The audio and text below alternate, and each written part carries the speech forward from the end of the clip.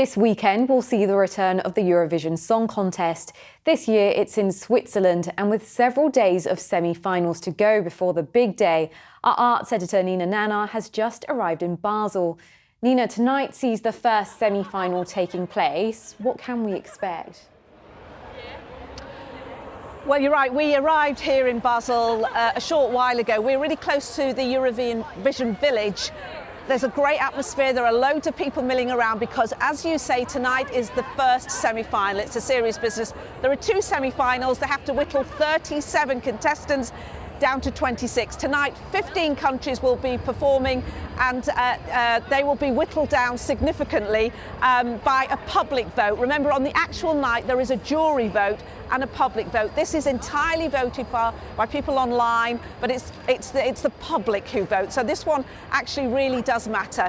And also tonight, in the first semi-final, we have Ukraine going. Now, Ukraine's journey and story here in Eurovision is one that a lot of people have followed. There's a huge groundswell of support for the country, namely they're a country that has been invaded and they come to Eurovision and compete, and their songs are invariably about the experience of their people, and their song for this year's competition is called Bird of Prey. Its theme is freedom. The song itself, I have to say, has not had as much support as previous songs, but let's see what the public do tonight and if they get Ukraine through. It has to be said that tonight they're going up against the favourites in the competition, and that is Sweden. Sweden, of course, hosted last year because they won. So Sweden is a song about the sauna culture in Finnish. Why is it in Finnish? Because the band is from Finland, so go figure, it's Eurovision. A Finnish band singing for Sweden about sauna culture in Finland. Classic Eurovision. So let's see if Ukraine will get through. We'll find out later. And Eurovision isn't without its controversies. What's the latest on that?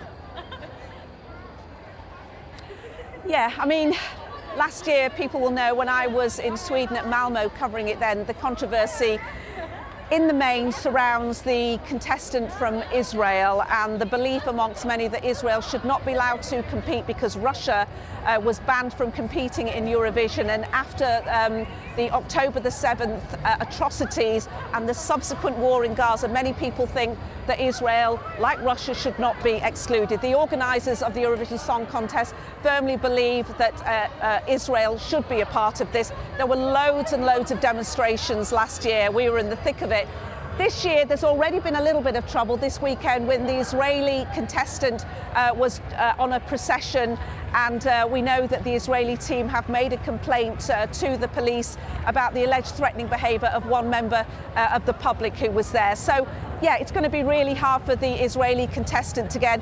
And it's worth saying that Yuval Raphael has an extraordinary story. She survived the October the 7th massacre. So let's see what the support is for that contestant. A beautiful song that does refer to what happened on October the 7th.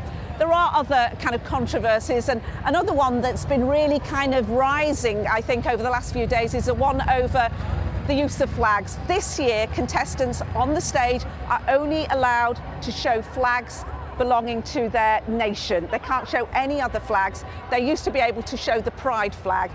The audience can show whatever flag that they want. They can be pro-Palestinian, they can be pride flags, as long as they are legal. This has caused an awful lot of disconcertment, if you can say, amongst the contestants, saying that they should have the right to show their flags about their gender identity. It's caused a lot of upset. Last year, some of them tried to smuggle some flags onto the stage, but they weren't allowed to do so. So let's just see how far that one goes. It's made it all a little bit bad-tempered, I have to say, but the hope is that, the joy and the exuberance of this crazy competition can at least make people happy and stick to the slogan of Eurovision, which is united by music.